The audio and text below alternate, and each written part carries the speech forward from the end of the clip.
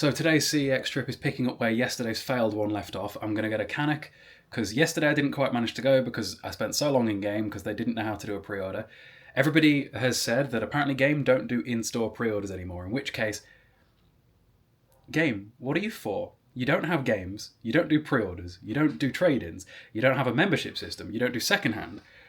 What does Game exist for these days? Like, you don't seem to have to buy new games, old games of any sort. I had no less than 50 people say that their pre-orders came weeks late. Some people still haven't had Space Marine 2 that they pre-ordered.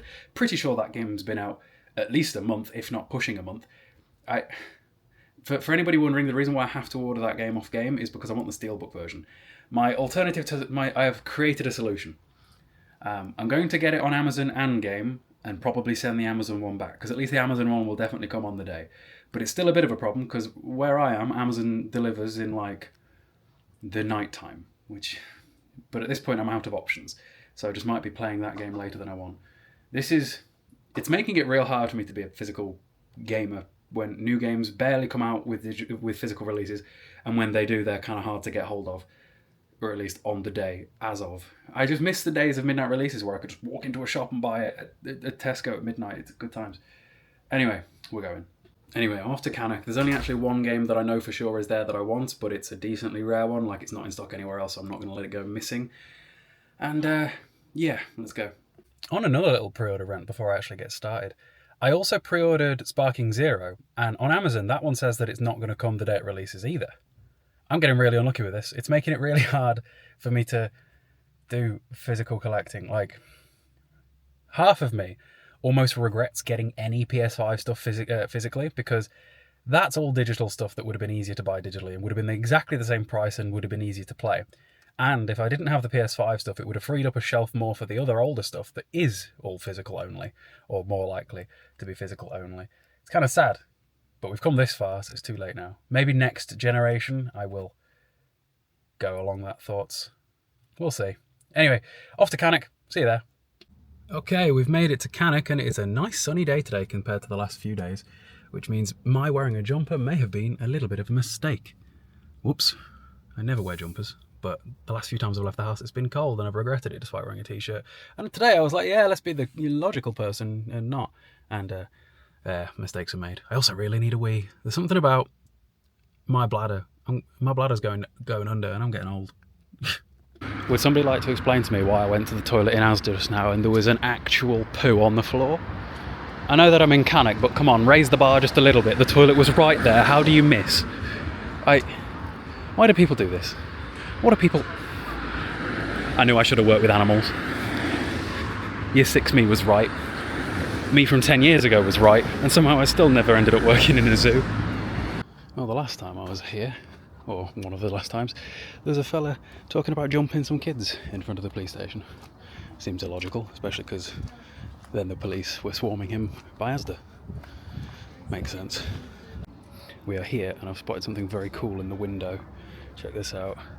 A Doom Eternal Collector's Edition with the helmet and a steelbook. 220 quid though. That is one very expensive helmet. If it was just the steelbook I'd buy it, but sadly not. So this CEX always has quite a good collection of PS4 and PS5. Like, often stuff I don't seem to see anywhere else. Like, look at that Dark Souls trilogy there. I'm still tempted by that, but it is so thick, and technically I own them all digitally, and I don't know if between the Bioshock collection, the Yakuza collection, the Dark Souls collection, the amount of these big collections that are really thick, it's a lot of shelf space. So I'm kind of hesitant. I don't know. But I am still keeping an eye on things for the PS5. Like, here I did see a steelbook version for Dragon's Dogma, which is pretty cool.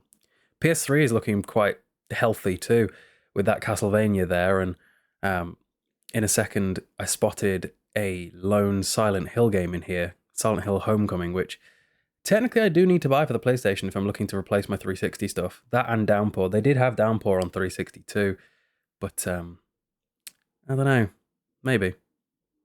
Also, check this out. I'm really tempted by a lot of Game Boy cardboard because it looks very pretty and nostalgic to me. I've got something on the way that's pretty special from eBay, and this is some of the things I'm looking to start collecting. Right then, back to the car. Shout out to the dude in Canuck CEX that recognised me and follows me. That's cool. Yeah. decent haul today. I managed to not get any drawstring bags for a while because I have millions of them.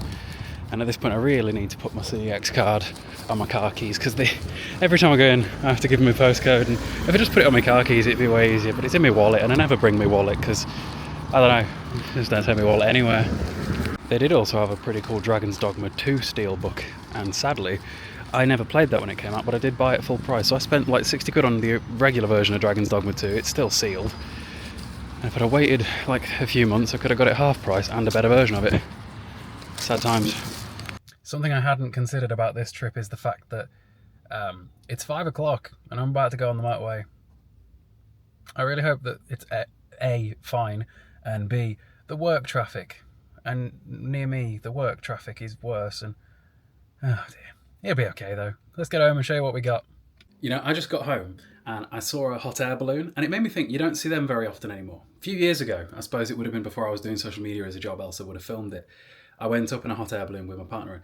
That was a lot of fun. Although the way that you get off a hot air balloon is like a bit sketchy. They just crash basically in random fields, and pretty often the basket turns over. It very rarely like stays upright. And then you help them fold the big balloon bit away when it deflates, and then you get in the back of somebody's truck and they take you back to the car park. It was a lot of fun. It took us like a year to be able to do it, because you had to call on the day and be like, is the weather good enough? And they'd be like, nope. And like 9 times out of 10 it's a no, because they don't want to get blown to Oz or something like that. But anyway, I'm home, and let's go through what we got, shall we? Okay, so first of all, we got Lost Judgment for the PlayStation 5, which is yet another Yakuza game for PlayStation 5. I still haven't played any of them because I can't play them yet because it's too large of a franchise with how much stuff is coming out soon. But I want to play them. And at this point, a good 25%, maybe more, of the total physical PS5 games that I own are Yakuza games. Because what? There's the 2 or maybe even 3 Like a Dragon games. There's Yakuza, Like a Dragon. I don't even know at this point, but I feel like there's quite a few. But Lost Judgment, and now I think the only one I'm missing now is, well, Judgment, which is apparently the one before this, I think. I don't really know. Next up, we've got Rage 2.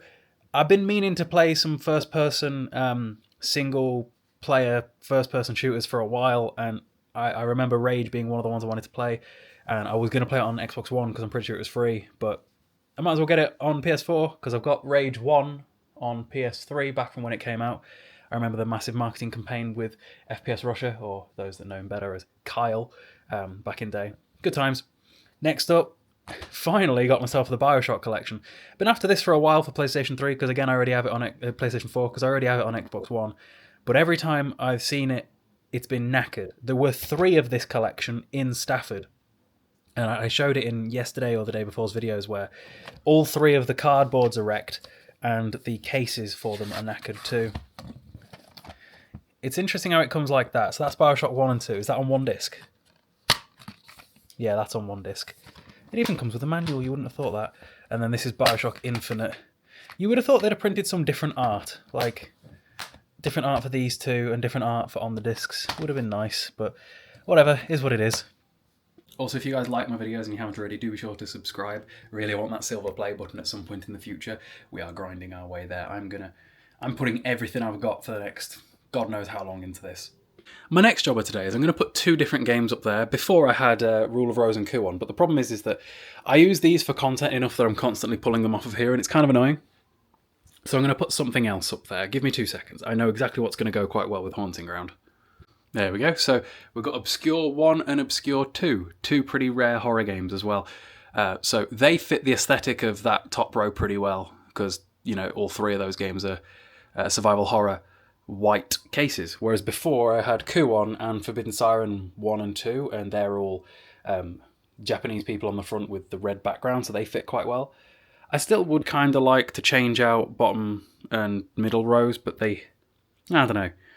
There's just not a lot to swap them out with that looks as pretty or as like unique, especially considering those are franchises with, you know, Silent Hill and Project Zero. I do wish that it was Fatal Frame rather than Project Zero. Maybe at some point I'll try and get the American versions. That could be quite cool. That could be quite cool, actually. I might do that. That could be something I do. But yeah, that way I still have access to these 2 for content way more easily versus pulling them off of there every time and they're always being empty space, and that, yeah, it gets on my nerves. Does mean that I got a few PS2 spaces though, granted that now that I've pulled the obscure games out, I need to have a bit of a rearrange there. My Resident Evil 4 Steelbook can go back in. I had pulled that out because I ran out of space, but I already had the original Resident Evil 4 in there, so this can go back in. And before I go, let's do what I've been doing for the last few videos, where at the end of the video I talk either about fitness or like social media as a business and how to develop that. Self-development stuff.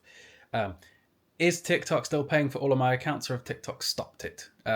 They are still paying, and this month I'm testing something different. So for those that don't know, I got 5 TikToks that are monetized, 5 different TikTok accounts, and I have generally seen every month for the last year that once you cross 60 TikTok videos per account in a given month, they drop how much you get paid per 1,000 views until they're paying you a penny per 1,000 views, and it makes it completely pointless to upload. It's rather frustrating. But randomly, when I was playing through the Spider-Man games a few months ago, I uploaded like 300 TikToks in a month and the RPM didn't drop.